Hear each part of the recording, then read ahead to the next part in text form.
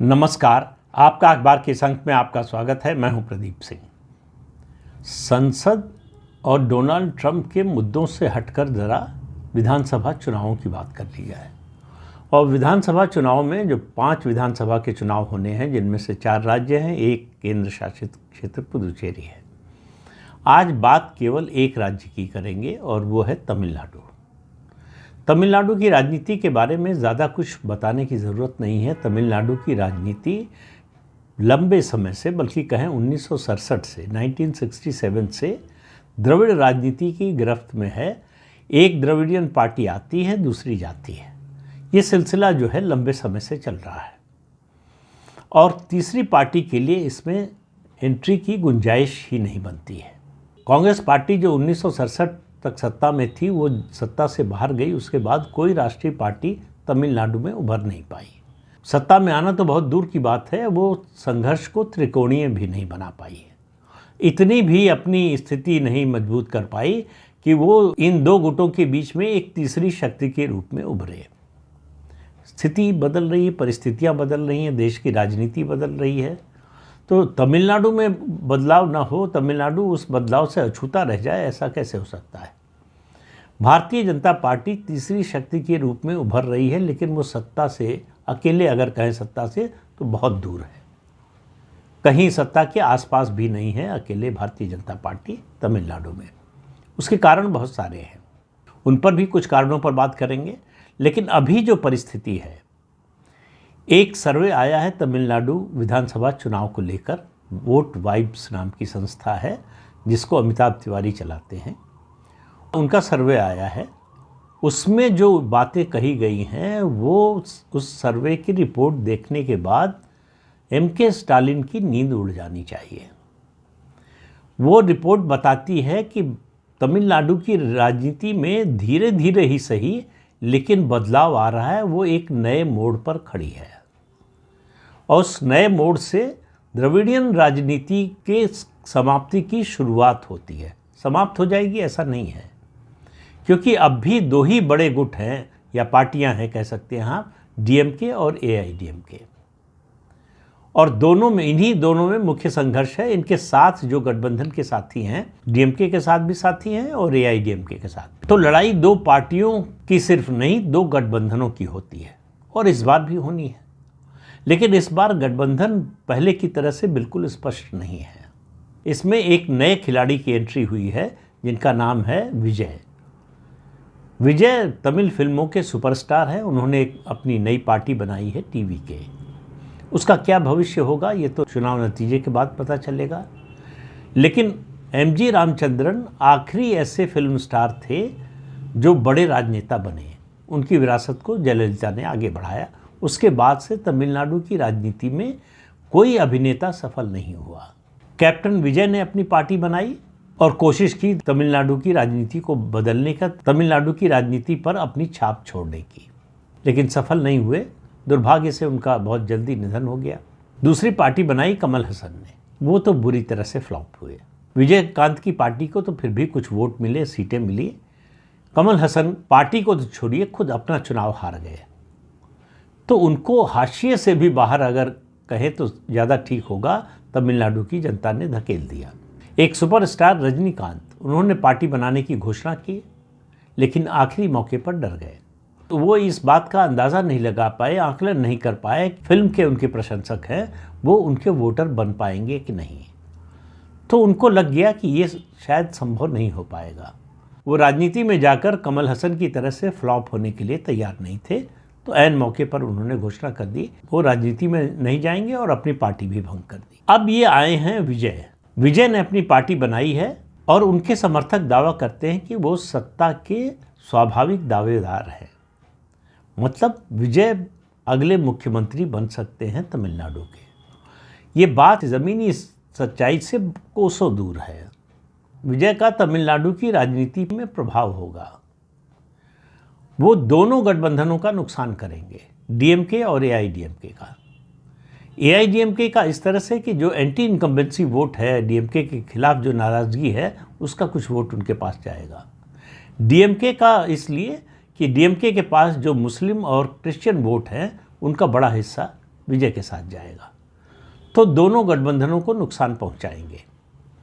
लेकिन सर्वे में जो बात कही गई है, जिसका मैंने कहा कि स्टालिन की नींद उड़ जानी चाहिए, डीएमके गठबंधन और एआईडीएमके गठबंधन। आपको मालूम है एआईडीएमके के गठबंधन में भारतीय जनता पार्टी भी शामिल है और कई छोटी पार्टियां हैं। दोनों के बीच में आज की तारीख, उन्होंने जनवरी में ये सर्वे किया था, दोनों गठबंधनों के बीच में वोट प्रतिशत का अंतर सिर्फ 2% है। इतना क्लोज है कंटेस्ट। तो ये जो कंटेस्ट जो है, एक छवि बनाने की कोशिश हो रही है कि डीएमके बहुत आगे है और विजय जो है वो दूसरी शक्ति के रूप में उभरेंगे और एआईडीएमके का गठबंधन पीछे रह जाएगा, तीसरे स्थान पर रह जाएगा। वो सच्चाई के कहीं आसपास भी नहीं है।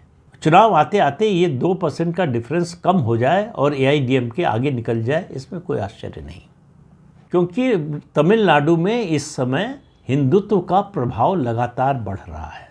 फिर भी आप कहेंगे कि भाई हिंदुत्व का प्रभाव बढ़ रहा है, ज़्यादातर आबादी जो है 90-92% से ज़्यादा आबादी हिंदुओं की है, फिर भी भारतीय जनता पार्टी को पांव जमाने की जगह नहीं मिल रही है, खड़े होने की भी जगह नहीं मिल रही है। उसकी सबसे बड़ी वजह है कि तमिलनाडु की राजनीति को अगर आप समझें तो तमिलनाडु की राजनीति में हिंदुत्व एंटी कास्ट माना जाता है, कि हिंदुत्व की राजनीति का मतलब जाति की राजनीति का विरोध, उसका निषेध।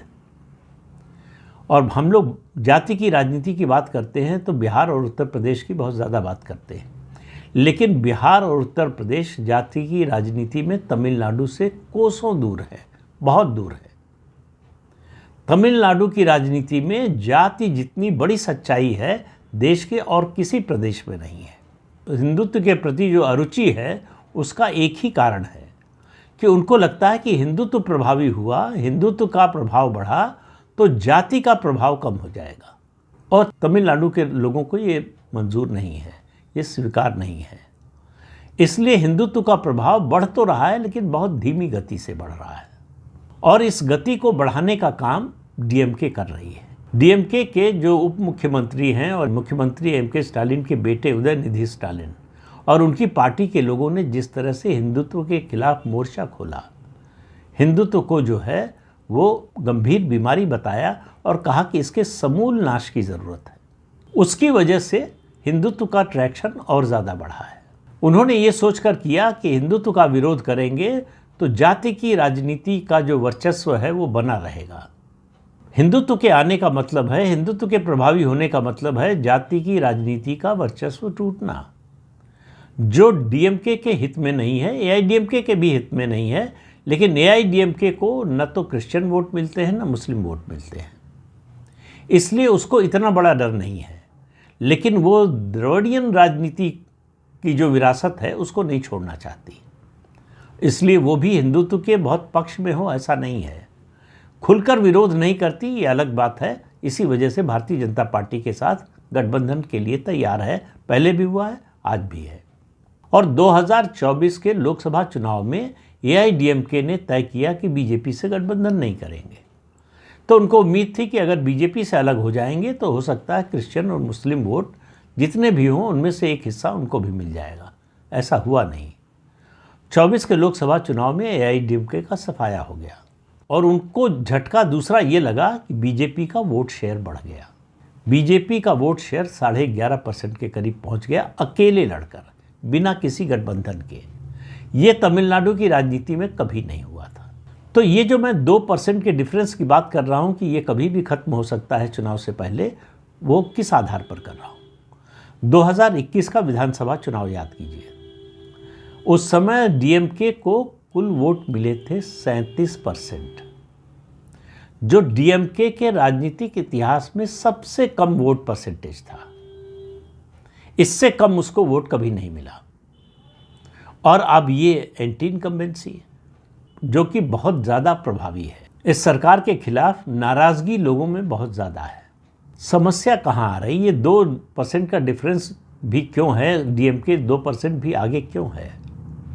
उसका एक बड़ा कारण है एआईडीएमके के जो नेता हैं इस समय, ई पलनीस्वामी, जो पूर्व मुख्यमंत्री हैं, जयललिता के करीबी थे। हालांकि ओपीएस जो पार्टी से निकाले जा चुके हैं वो पन्नीरसेल्वम, वो भी जयललिता के करीबी थे। अब इस समय पार्टी पर कब्जा, पार्टी पर अधिकार ई पलनीस्वामी का है। लेकिन पिछले 5 साल से ई पलनीस्वामी विरोधी दल के नेता के रूप में अपनी अनुपस्थिति दर्ज कराने में असफल रहे हैं।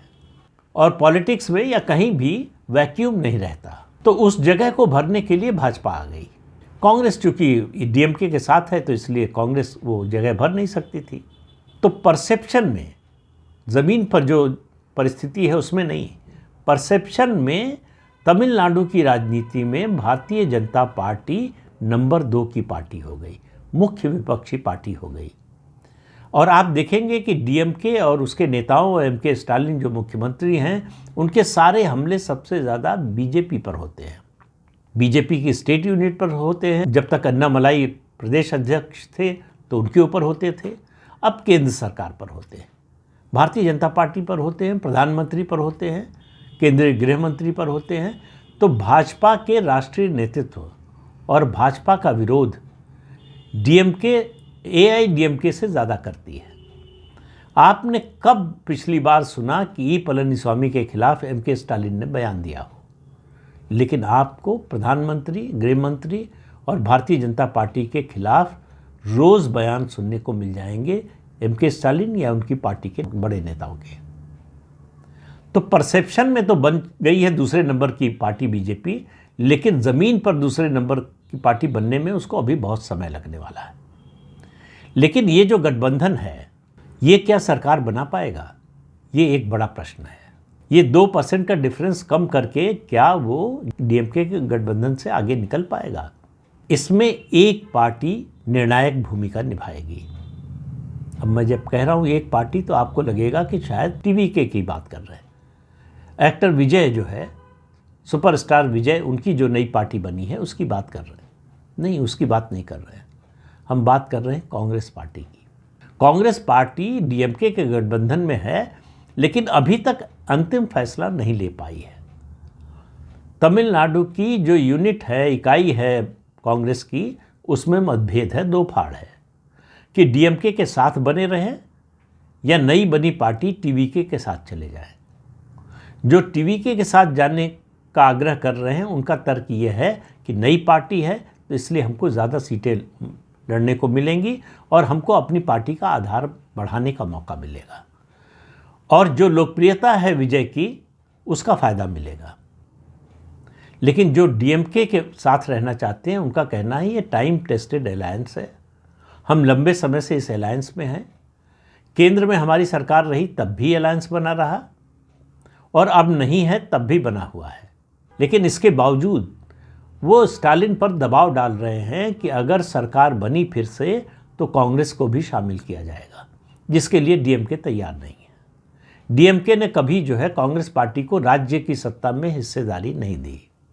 गठबंधन में चुनाव लड़ा, केंद्र में सत्ता कांग्रेस की आई तो उसमें तो हिस्सेदार बने, लेकिन राज्य में हिस्सा नहीं दिया।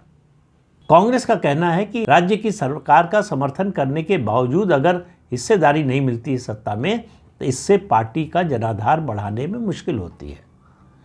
पार्टी के नेता फिर छोड़कर जाने लगते हैं और पार्टी मजबूत होने की बजाय, एक मजबूत गठबंधन में रहने के बाद मजबूत होने की बजाय और कमज़ोर होती जाती है।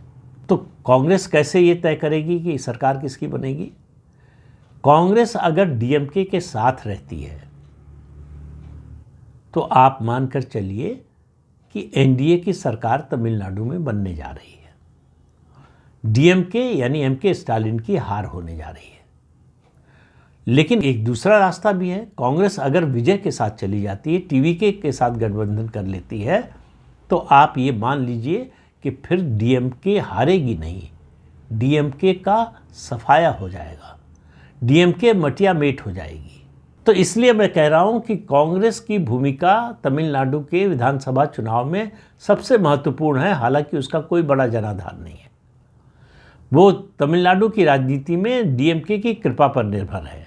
जितनी सीटें दे दे लोकसभा की, जितनी सीटें दे दे विधानसभा की, उससे ज़्यादा लड़ने की न तो हैसियत है और न हिम्मत है।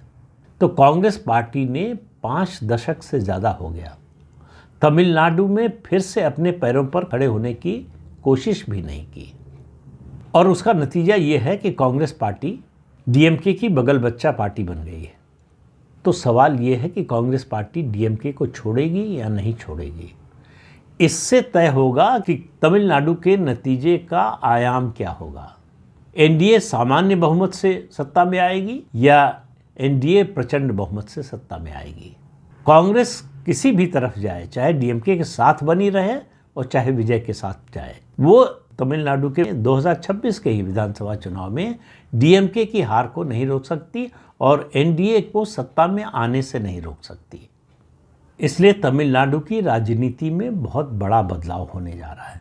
मार्च अप्रैल में वहाँ विधानसभा चुनाव है और मार्च अप्रैल के चुनाव के नतीजे के बाद आपको दिखाई देगा कि तमिलनाडु की राजनीति ही नहीं बदलेगी, उसका असर देश की राजनीति पर भी पड़ेगा, उसका असर हिंदुत्व की राजनीति पर भी पड़ेगा। तमिलनाडु में हिंदुत्व का प्रभाव पहले से ज़्यादा और बढ़ेगा। भारतीय जनता पार्टी का जनाधार पहले की तुलना में और ज़्यादा बढ़ेगा और द्रविडियन राजनीति का जो दायरा है वो और सिमटेगा। ये सब कुछ होता हुआ दिखाई दे रहा है, अगर जो देखना चाहे उसको दिखेगा। तो इस अंक में इतना ही। अगले अंक में फिर मिलेंगे किसी नए मुद्दे के साथ। तब तक के लिए अनुमति दीजिए। आपसे अनुरोध है कि चैनल देखिए, शेयर कीजिए, लाइक कीजिए और सब्सक्राइब जरूर कीजिए। नमस्कार।